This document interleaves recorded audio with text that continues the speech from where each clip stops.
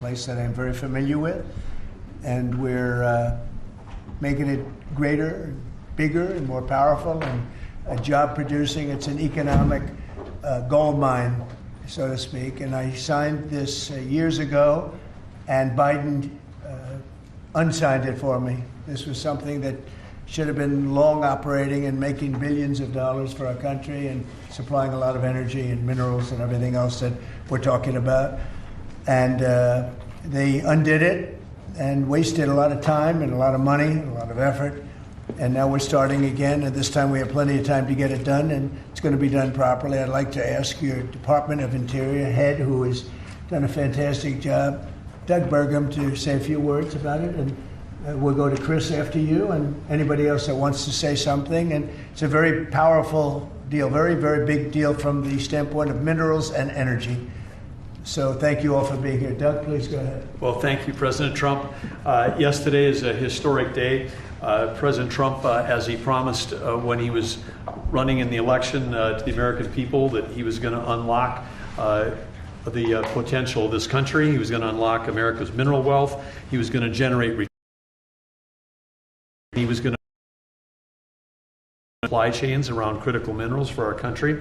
On day one, he signed in a very important executive order, Unleashing Alaska's Extraordinary Resource Potential. And this is part of the continuation. There's a number of things that have already happened with Alaska that are moving forward. There's more to come, but big milestone today.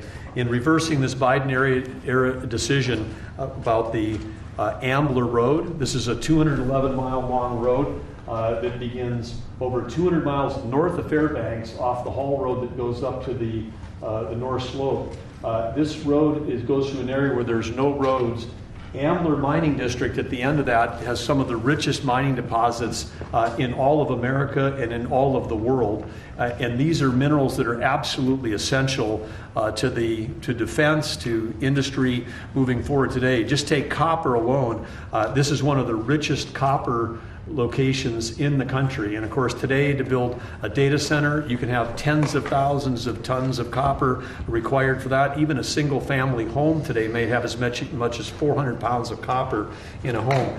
And we have, as a nation, in the past, had basically gotten out of the mineral and energy and mining area. President Trump, when he said drill baby drill, he also was mine baby mine. We've got to get back in the mining business. China controls 85 to 100% of all the mining and refining of the top 20 critical minerals.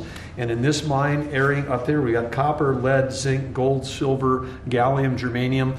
So rich in all of the minerals that we need to win the AI arms race against China and to prosper as a country. And so, again, today, this was his history being made. When some of this was set aside in 1980 by Jimmy Carter, there was a special authority created for presidents to decide if there was a dispute. And so for the first time in history, a president is actually using that authority. President Trump, as he does, using his authority for the benefit of the American people. And the appeal came in from the state of Alaska asking that this road be built. Alaska's not a colony, they're a state. They have an opportunity to build roads like any other state. With this signing, President Trump, Alaska can go ahead and build this road. It'll be a toll road, not a public road. It's a toll road, so it'll be controlled in terms of traffic. It's a gravel road. It'll be sensitive to the environment. There'll be collaboration with the Native Alaskan corporations in terms of how it's built and how it's used, supporting the Alaskan Native tribes with subsistence hunting regulations on either side of this. But this opens up a wealth of resources. In addition, there's going to be an announcement made later today that is part of this announcement that the Department of War, the United States government, is making an investment in Trilogy Minerals. They're one of the companies that has mining claims in this area that is a remote wilderness right now. And again, making that investment so we can make sure that we're securing these critical mineral supplies and that ownership in that company will benefit the American people. With that, I'll kick it over to Chris Wright. Thank you, Doug. And what a huge thank you to the President today. This is a tremendous achievement for the people of Alaska, We were in the North Slope of Alaska a few months ago celebrating energy development there. They want jobs and opportunity to develop the resources on their lands. This is another major step forward. We say energy is the lifeblood of society, the circulatory system. Minerals and metals, they're the skeletal infrastructure, the physical upholding of everything we do. Everywhere we walk and operate, your cameras, everything you hold are made out of metals and minerals. President Biden thought it was appropriate to offshore both of these industries outside of our country. That has not left us in a strong place. President Trump, in his first term and even more strongly in his second term, is bringing those industries back to our country. America was a mining powerhouse for a long, long time, and our mining industry got squelched. Now we're seeing it come back to life. You saw the president's truth not long ago about a deal for lithium production in Nevada just a week or so ago. This will more than tenfold increase American lithium production. And this infrastructure, this mining road in the Ambler Mining District, will just have immense impact on future mining opportunities for our country's security and economic opportunities for the people of Alaska. Our critical minerals and mining expert within the administration is standing right next to me, David Copley. I'll see if he wants to add any words. This is a really big deal for the American mining industry, and I think it shows the president's seriousness about getting this industry going and making sure we have the critical minerals we need for our defense industrial base and for our broader economy. Thank you very much. And I think we want to get this going by a certain time, so I signed it. And Will, I'm going to give it to you, and you get it filed. And Sir. Good job. Thank you, sir. It's a big job. Thank you very much.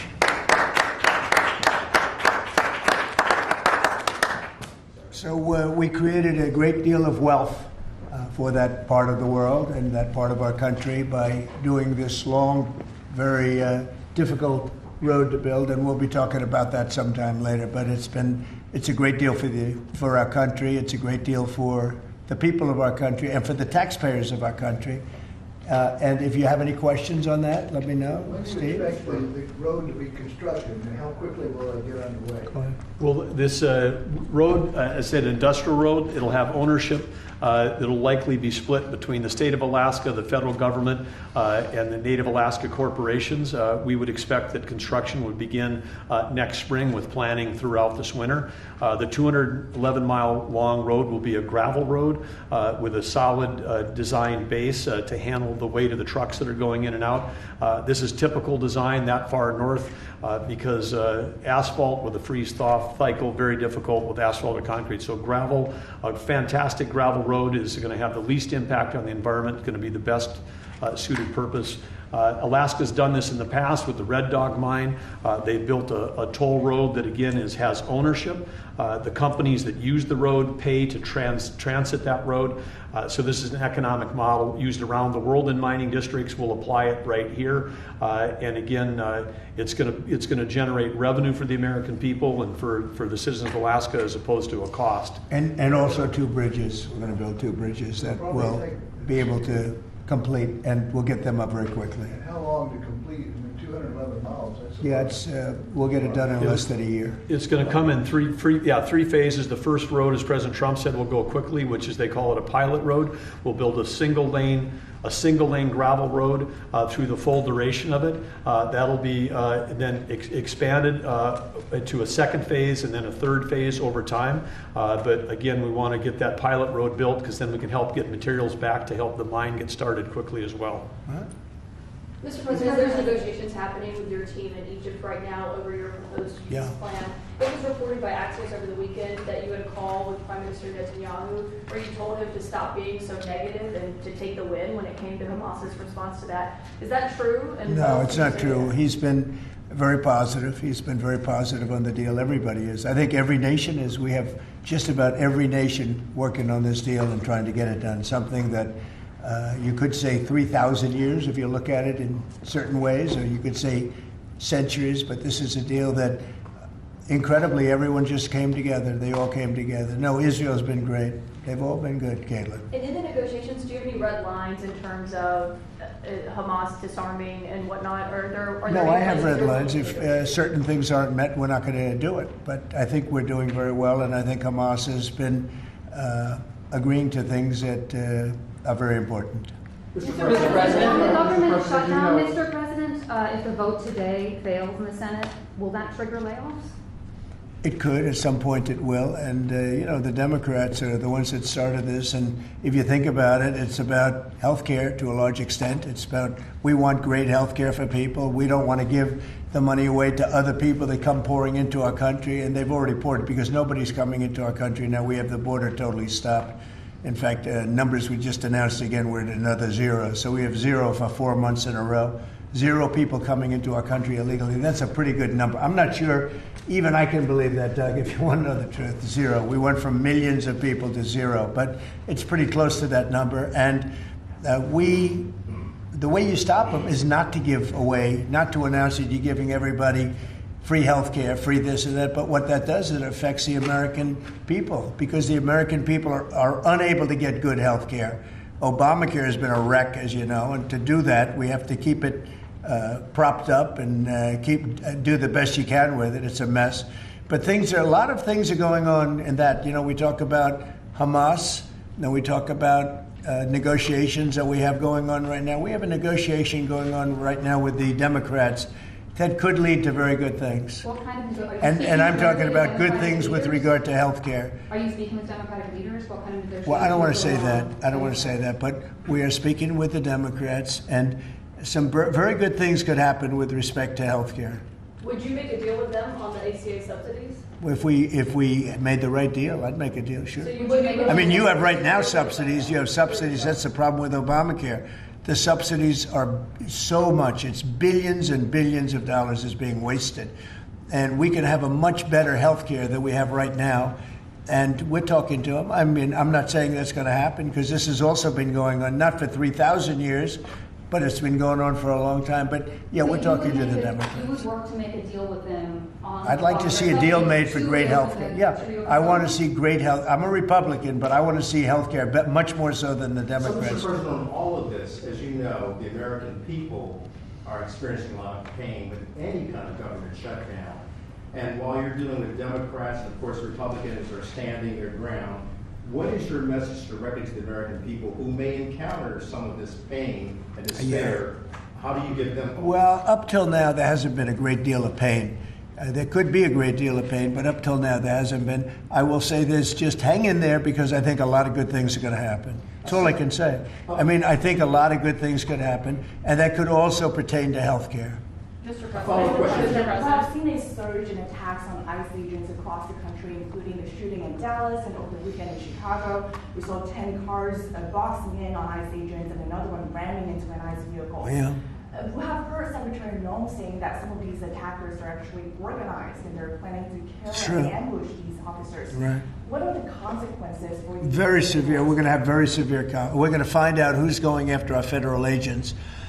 So when you look at Chicago, they've had probably 50 murders in the last 6 or 7 months, 8 months. Many, many people shot, like 30, 40, 50 people shot. Didn't die, but they've been shot. It's like a war zone. And then I listened to the governor and the mayor get up and say how they have it under control. They don't. It's probably worse than almost any city in the world. You can go to Afghanistan. You can go to a lot of different places, and they probably marvel at how much crime we have. Then you go to Memphis, where we are right now. Now, it's just like in Washington, D.C. right now. You people know better than I do because you have to live right inside. And so many of the press have come to me. They've said, I can't believe it. It's changed so much. We have a safe city in Washington. Memphis will very soon have a safe city. Chicago can be very, very safe. It's going to be very safe. But Chicago is going to be very safe. And you say, why is it that a governor wouldn't accept free help from regardless? I mean, whether it's National Guard or the military or anybody. I mean, if women raped and beaten and knocked to hell, and the same with men where they're being shot all over the place in large numbers. I mean, we had a week in Chicago where 11 people were murdered and 38 people were shot. And then we have a governor get up and say, oh, it's safe, we can handle it. He can't handle it. He's an incompetent guy. That's why they threw him out of the family business. They threw him out. I knew the family business very well, and they threw him out. And now he's a governor. And he should say, we'd love to have a safer place. Chicago's a great city potentially. You know, I told you the head of the Union Pacific Railroad said, "Sir, save Chicago. It's a great city. It's going to be lost if you don't do it." We have no choice but to do this. And when judges give us rulings that, you know, you don't have to do it, Portland is on fire. Portland's been on fire for years, and not so much saving it. We have to save something else, because I think that's all insurrection. I really think that's really criminal insurrection. So I appreciate the question. These are unsafe places. We're going to make them safe. So you see what's going on in Memphis. Not pretty, but you know what? We're doing a pretty job, because it's going to be a very safe place in a little while. And the people of Memphis are so happy that we're there. And the people of Chicago. So you have black women with MAGA hats on in Chicago, all over the place. They want the guard to come in, or they don't care who comes in. They just want to be safe. And they really don't care. You know, there was one woman, and she was great today. She said, "You know what? I don't care if it's the National Guard, the Army, the Marines, the Air Force. I don't care who comes in, as long as we're safe." And that's the way most of the public feels. We're going to make Chicago really great again, and we're going to stop this crime. Then we're going to go to another one, and we're going to go city by city. We're going to have safe cities. And it was so great that we started with our nation's capital, one of the worst. I mean, so many people, every week somebody was killed. They'd come from Iowa, they'd come from Indiana, they want to see the Jefferson Memorial, the Lincoln Memorial. They want to see something, and they'd get shot. And you'd call their parents, "I'm sorry, but your son is dead." And they go, "What do you mean he's dead?" "Came to Washington, D.C. Not anymore. That's not happening anymore. We have a safe place. We have a safe capital. It's as safe as we have probably almost just about in the country. And if you look back 6 months ago, 7 months ago, this was a death trap. You look back during the Biden, I mean, what they did, how badly they managed things. And almost all of these cities, most of these cities are Democrat run. And we don't care, Democrat, Republican, we're going to make them safe. So we have to save Chicago. It's very important. And you can't have a governor getting up and saying it's good when 11 people were shot over a weekend. Mr. President, What? the Insurrection Act, under what conditions or terms would you? Well, I'd do it if it was necessary. So far, it hasn't been necessary. But we have an Insurrection Act for a reason. If I had to enact it, I'd do that. If people were being killed and courts were holding us up, or governors or mayors were holding us up, sure, I'd do that. I mean, I want to make sure that people aren't killed. We have to make sure that our cities are safe. And it's turning out, and we started with D.C. It's been so successful. Think of it. People wouldn't go to restaurants. The restaurants were closing. We were losing a lot of restaurants, as you all know. And now restaurants are opening, and they're thriving. And I went 2 weeks ago, and it was great. I'm going to go again. I felt very safe, very safe. Forgetting about guards and Secret Service, and I would have gone. It would have been very safe. D.C. is a great, and look at the cleanliness of D.C. Look at how it's clean. You don't have tents all over the place. We had parks where you couldn't even walk through the park. You had people from tents, and they were violent people. Some of these people were violent people. We have a great, safe capital again, and if you look at it in 6 months from now, it'll be the most beautiful anywhere in the world. It's being cleaned. The graffiti's all gone now. The tents are all gone. We have a capital that you can be proud of, but it'll only get better with time. Mr. President. Tomorrow is October 7th, the 2-year anniversary of the original Israeli attack. Do you expect the Gaza deal tomorrow, or any sort of hostage? I think we're going to have it soon. I think we're going to have a deal. It's a hard thing for me to say that when for years and years they've been trying to have a deal with Gaza, but literally for centuries. Okay, if you really think about it. But we're going to have a Gaza deal, I'm pretty sure, yeah. And what do you hear about the talks? Well, I'm the one that got the hostages back. Remember that, you know? I'm the one that. I was going to ask you that. Yeah, I got them back. Israeli citizens are celebrating what you've accomplished in this deal. Should it come through, there will be a lot of celebration on the streets of Israel. The hostages' families, have they been in contact with you with regard to this deal that could happen? They're so happy about it. It's like they can't breathe. One said, "I can't breathe." you know, it's very sad because you have hostages and you have people that are no longer living. But the parents, and I've said this to you many times, the parents want the bodies of their boy back, the bodies of, you know, their loved one back. In most cases, they're young men, and they're dead. And there's probably 32 or so, about that number. Nobody knows exactly what the number is. They want that body back as much as if their son were alive. I've been with them. You know, many have come to the White House, to the Oval Office. I've been with many of the people that I got released. We have a fantastic group working on it. Steve Witkoff has been amazing. Jared, I have Jared. I took Jared out because Jared's a very, you don't find anybody more capable, and we have the A+ team working on it. I think we've made tremendous progress. And yeah, the people of Israel wanted to happen, but the people related to hostages, I mean, you see in Israel tens of thousands of people. They really want the hostages back, and they really want things to end. And I think Hamas now has been, all I can say is they've been fine. They've been fine. I hope it's going to continue that way. I think it will. I really think we're going to have a deal. We have a really good chance of making a deal, and it'll be a lasting deal. We want to have peace. This is beyond Gaza. Gaza's a big deal, but this is really peace in the Middle East. And the amazing thing is we have every Arab country, every Muslim country, we have every country surrounding. They all want. I spoke with President Erdogan of Turkey. He's fantastic. He's been pushing very hard. He's a very powerful guy. And he's been pushing very, very hard to get this deal done. And Hamas has a lot of respect for him. They have a lot of respect for Qatar. They have a lot of respect for UAE and Saudi Arabia. We have, everybody is on our side to get this deal done. There's never been anything like it. Nobody's ever seen it. There's always been like 80% of them don't want something done. I think virtually, we even had a signal, a very strong signal, as you know, from Iran. They'd like to see this done. Mr. President, Governor Abbott offered up the Texas National Guard to you. Have you had any other conversations with other red state governors? Yeah, I have. They're willing to offer. Every one of them is willing to offer whatever we need. We thank Governor Abbott of Texas.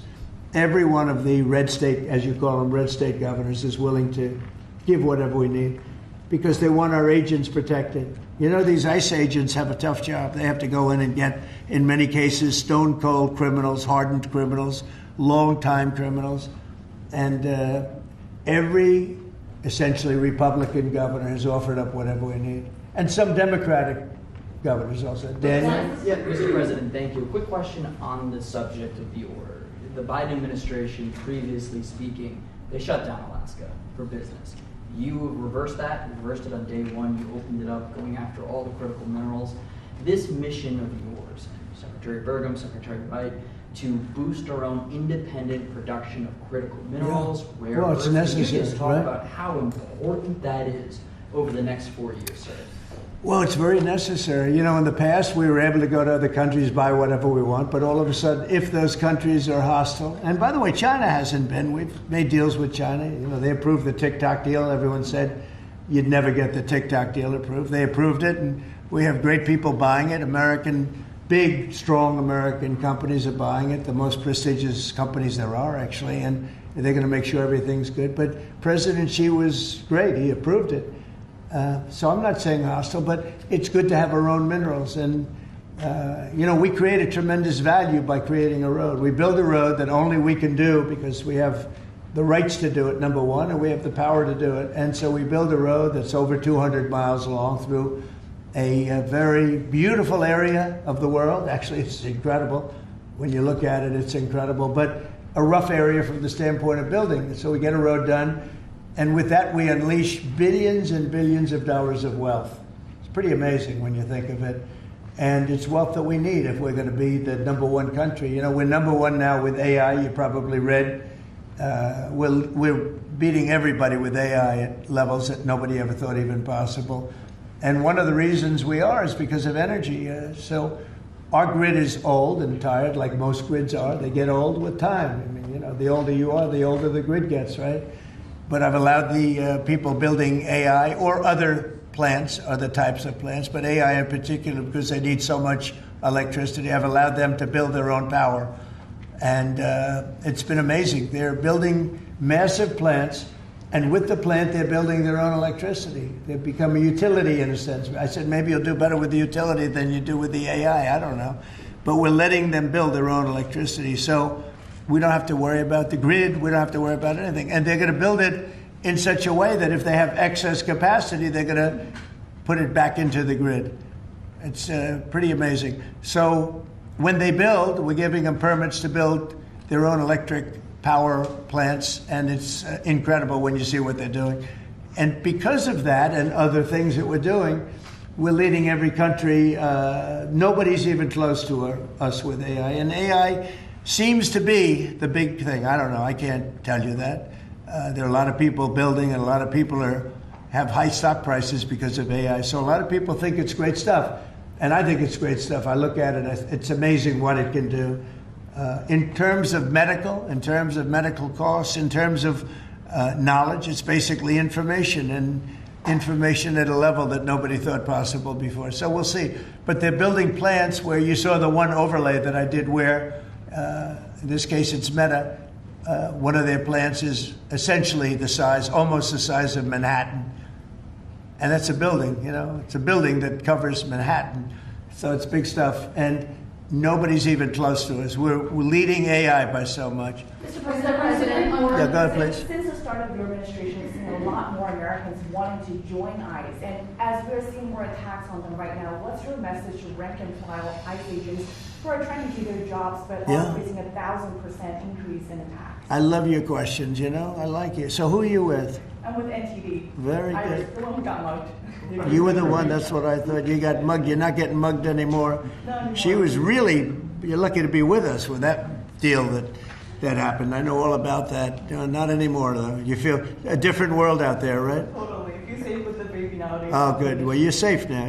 Nobody's going to be hurting you in any way. Thank you, Mr. President. Okay, thank you very much. Mr. President, on the Supreme Court today. Thank you. So the bottom line on your question, we're just going to make things real safe. We're going to have a country that you can be proud of, not a country that you read about every day where somebody gets mugged from behind or hit over the head with a baseball bat. Those people aren't with us any longer. Yeah, please. Mr. President, yes. Thank you very much. Thank you, Mr. President. On today's call with Lula from Brazil, Yeah. are you considering lowering tariffs after the call? Well, I had a great talk with the president of Brazil, who's a good man. I met him actually at the United Nations. I was going up to make a speech, and I didn't have a teleprompter. I was walking up to my teleprompter. I said, I don't have a teleprompter. But just before that, I met with President Lula, and I found him to be very good. I mean, we had a very good talk for about, 2 minutes. And then I went up to make a speech, and I was surprised to see, how would you like that one, Doug? I've got every leader in the world sitting out there. My teleprompter isn't on. You know why, Daniel? Because it was a rigged deal. But fortunately, I made a better speech than I would have if I read it off a teleprompter, which is pretty easy to do. So it was quite a day. That was a big day. But we met, and we liked each other. And, we had a great conversation. We'll start doing business. And are you considering traveling to Brazil for COP30? At some point, I would, and he's going to come here. We talked about that. And a follow-up question on Israel. Israel government has been arresting and reporting activists that were traveling to Gaza. Today, Greta Thunberg, for instance, also some... Well, she's just a troublemaker, I mean, she's no longer into the environment, now she's into this. She's a troublemaker. She has an anger management problem. I think she should see a doctor. She needs anger. If you ever watch her, she's a young person. She's so angry. She's so crazy. Now, you can have her. She's just a troublemaker. Yeah, please. Mr. President's term today, Mr. President. Say it. The Supreme Court is back and said that they rejected today an appeal by Ghislaine Maxwell to overturn her conviction. That means her only chance of getting out of prison is a pardon from you. Is that something you're... Who are we talking about? Ghislaine Maxwell. I haven't heard the name in so long. I can say this, that I'd have to take a look at it. I would have to take a look. Did they reject that? She wanted to appeal her conviction. And what happened? They said that they were not going to hear her appeal.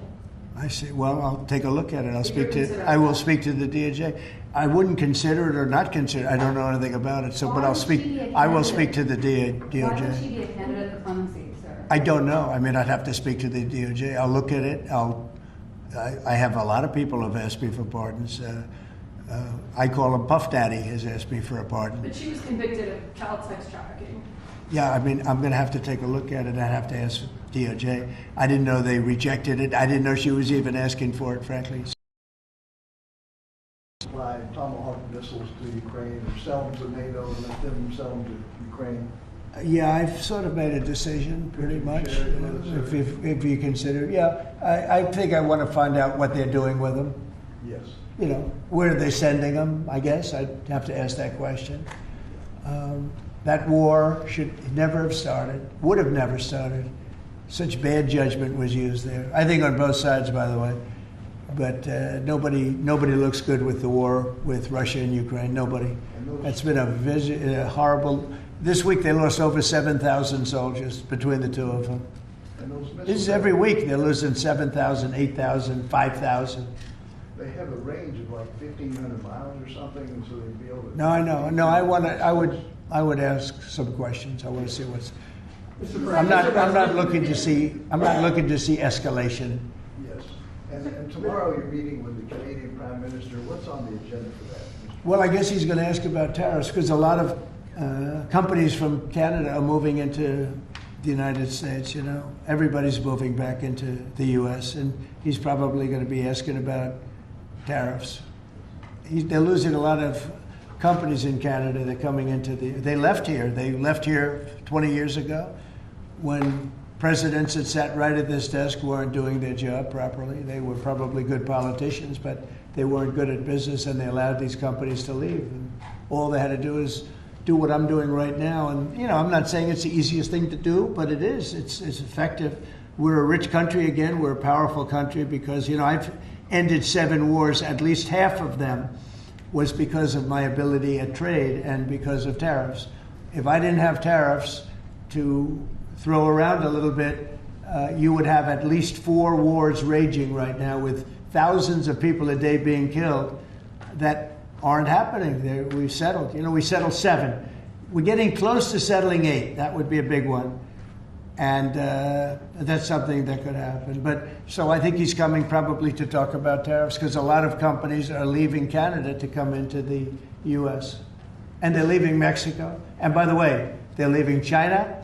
They're leaving all over the world to come into the U.S. And would you Nobody's actually seen anything like it. Would you shift your position on tariffs in response to whatever? Well, I mean, look, my positions turned out to, everybody said I'm right. They find billions of dollars that they didn't even know they had. Recently, they said they found billions of dollars and they couldn't understand. I said, check the tariff shelf. And they come in the next hour and they said, sir, you're right. It was from the tariffs. We're a rich, really rich country again.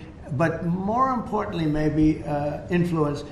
If I didn't have the power of tariffs, you would have at least 4 of the 7 wars raging. I use tariffs to stop wars.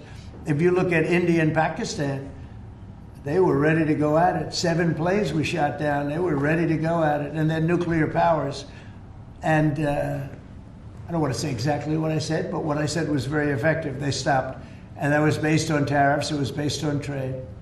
Tariffs are very important for the United States. We are a peacekeeper because of tariffs. Not only do we make, you know, hundreds of billions of dollars, but we're a peacekeeper because of tariffs. Mr. President. Yeah. On the shutdown, Mr. President, the shutdown that occurred during your first term lasted 35 days. Yeah. How long do you expect this shutdown to go? Well, you don't know. Look, I can say this, that it would have not happened except for the Democrats. The Democrats are very foolish. They've lost their way. And we have a new thing now when you look at, it's called crime. It's called absolute, as Biden would say, well, I won't say what he would have said. Remember when he said, it's a 3-letter word, no. Remember that one? Everyone's saying, what was that all about? He probably meant exclamation point or something after the word. But this is a 5-letter word, crime, C-R-I-M-E. And we want to put it out and are putting it out, and they don't. They don't seem to care about it, but they do care. I believe that Pritzker and this mayor of Chicago that like to say about they don't have it under control. Not only is it not under control, it's the opposite. And I believe they're afraid, they're scared for their lives. I believe that the Portland people are scared. You look at what's happened with Portland over the years, it's a burning hellhole. And then you have a judge that lost her way, that tries to pretend that like there's no problem. Actually, she's not even saying that. There's a huge problem in Portland. I'll tell you what the problem is, crime. Okay, crime. There's a huge problem in Chicago. It's called crime. And we want to put out the crime, and they want to inflame the crime. And why they want to, I don't know. But it could be that Pritzker is scared for his life. Yeah. You have please. that judge on the UN. Do you have an update on the investigation into what happened to you at the UN last month? And also, what's your message to Americans who are concerned about your and your family's safety as you're very out in public? Yeah, I am out there. There's no question about it. Well, at the UN, we had a problem with the teleprompter. We had another problem that nobody has actually talked about. The people in the room didn't hear my speech. Did you know that? The people in the room, they didn't have any loudspeakers, and they didn't hear my speech. And I thought I made a really good speech. I mean, considering I didn't have the use of a teleprompter, which is unusual. But I made a speech. I could have walked off the stage. I guess most people, Doug, I think most people would have just said, we'll see you in about a half an hour, right? But, they obviously turned off I think they turned off the teleprompter, but there was a reason that it didn't work. I actually know the reason. They didn't let the teleprompter person into the room, okay, which is essentially the same thing. So I made a speech. It turned out to be a very good speech, got good reviews. I went out to the audience after the speech. I saw my wife. I said, how good was that speech? Was that unbelievable or what? She said, I didn't hear a word you said. I said, what do you mean? She was sitting in the front. I said, what do you mean? She said, you couldn't hear anything that you said. The speakers were turned off. So I think that's pretty bad stuff, right? Especially since we support most of the United Nations. And yet I still want to keep it in New York. Because I think the United Nations has tremendous potential. If properly run, the United States has tremendous potential. But think of this. I settled 7 wars. I never spoke to the United Nations about it. Not one of them. You look at, and those were wars that were raging a long time. And in many cases. And I settled 7. I never heard from the United. They didn't help me. They should be able to settle the wars. I shouldn't have to be settling the wars. Yeah, please. Last week you signed the security guarantees for Qatar. Yeah. Do you see any role for the Senate in that? They have to vote on that? If you think well, I wouldn't mind if they did. If they want to, they'd let me know. Nobody said that. But, Qatar's been very, very helpful to us in this process. And I think you'll find that. I think maybe the most influential. They're very influential, very strong. With Hamas, they're very strong. And Turkey's likewise been helpful. I mean, honestly, UAE, Saudi Arabia, everybody's been helpful. I just spoke today with the King of Jordan, and he's been terrific too. I can't think of any country that's been negative about this. This is why it should happen. I mean, everybody wants it to happen. And usually when everybody, including, I think, Hamas, and when they want it to happen, it's going to happen. James Comey is being arraigned on Wednesday, obviously after his indictment. Are you worried that your own statements calling for his prosecution could help him actually in his defense of this case? No, I think he's a crooked guy. He's a dirty cop. Comey, I think he's a dirty cop. He's recognized by many people to be a dirty cop and dishonest guy. So all I have to do is, I have nothing to do with the case. I just say, but you called on Bondi to prosecute him and oppose him. No, I don't call anybody. You know what? I'm allowed to do that if I wanted to do that. But Comey's a crooked guy. He has been for years. And he got caught. Look, he lied. This is just a simple case. He totally lied. And then he confirmed the lie on, I guess, numerous occasions, or at least one occasion.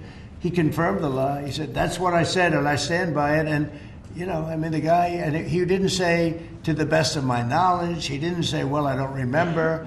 He made a very definitive statement and a very important statement concerning him. And he got caught in an outright lie. And that's why a group of people, it wasn't me that voted, they voted to indict him. but he's a crooked guy, in my opinion, and we'll find out. The court's going to determine that in a little while, I guess, yeah. President, do you expect to announce farm relief this week? Yeah, I'm going to do some farm stuff this weekend. You know, with Yeah, please. the Navy yesterday celebrating It was their unbelievable. 250th. Can you talk about that? And as we get closer to America's 250th, you've initiated a prayer initiative as well. Yeah. Talk to me about both of those events and why they're so important, particularly the prayer initiative going forward to the. Well, we have, and we're dealing, as you know, with all of the different, and not just evangelicals, Christians. We're dealing with lots of different faiths, religions, and I felt for a long time that if a country doesn't have religion, doesn't have faith, doesn't have God, it's going to be very hard to be a good country. There's no reason to be good. I want to be good because you want to prove to God that you're good, so you go to that next step, right? So that's very important to me. I think it's really very important. And yesterday was amazing. We went out.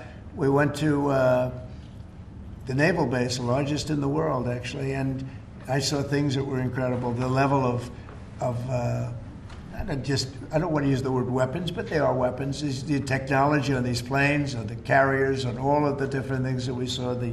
They gave us missile displays. They did the whole I don't think they've ever done anything like it, but it was really impressive. And the talent of the pilots where they can land. The aircraft carriers look massive, but when you put them in the middle of, like, the Atlantic, or in this case, pretty far off the coast of Virginia, and it's sitting in a big ocean, and it was pretty calm yesterday, but it's still a little bit testy, right?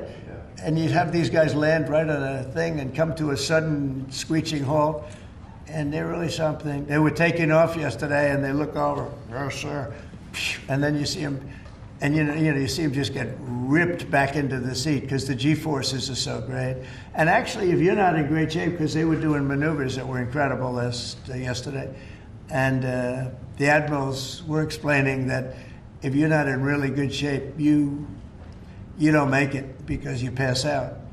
These guys, and women. I met some women pilots it's incredible what they're able to do. So we saw something that was great, and you saw the spirit, because we had for a couple of thousand. I think they had probably 22,000, largely sailors, all dressed in the most beautiful white. There wasn't a spot on any of those uniforms. I looked at them. It was just a wave of white. And it was a great crowd and great reception. So, getting back to a very important question that was asked, when you go back a year ago, people weren't joining the armed forces. They weren't joining the Army, Navy, Air Force, Marines, the Coast Guard, Air Force. If you look at, any of them, they weren't joining, Space Force.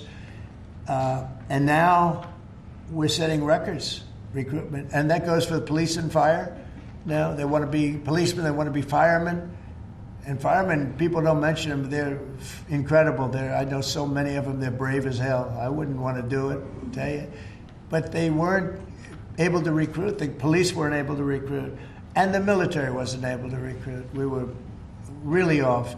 And I got elected, and it really started on November 5th. I got elected, and somehow the country developed a spirit. Financially, yes, but also with the military. And now we have record levels of people wanting to be in. Every force is filled. We have waiting lists to get into the Marines, to the Army, to the Navy, to the Air Force. We have Coast Guard. We have waiting lists to get in. It's amazing, actually, what's happened. We have a country it was a dead country. And I say it all the time. We had a dead country 1 year ago. Now we have the hottest country anywhere in the world. And it's nice to see you. I've watched you for years on television, so it's nice to meet you. Thank you very much, everybody. Thank you, press. Thank you, press. Let's go. Thanks, guys. Thank you, guys. Thanks, guys. Let's go. Let's go. Let's head out. Thank you, guys. Thanks, guys. Thank you, guys. Thank you. Thank you very much. Thank you. Thank you, Kate. Thank you, press. Thank you, press. Thank you, guys. Thank you. Thank you, guys. You doing all right? Good. You're younger than you did 10 years ago, so. Not bad. I'm working on it. You know the secret. Thank you, Mr. Thank you. Good questions. Hi, Danny. How did you show it, Daniel? Big rating for us? Huge. I did an interview with him. You know why? I turned down 16 minutes. I did Daniel because he treats me nice. By the way, I heard you had big ratings. We had huge ratings. Yeah. Thanks to you, sir. Thank you, Danny. Thank you, Mr. President.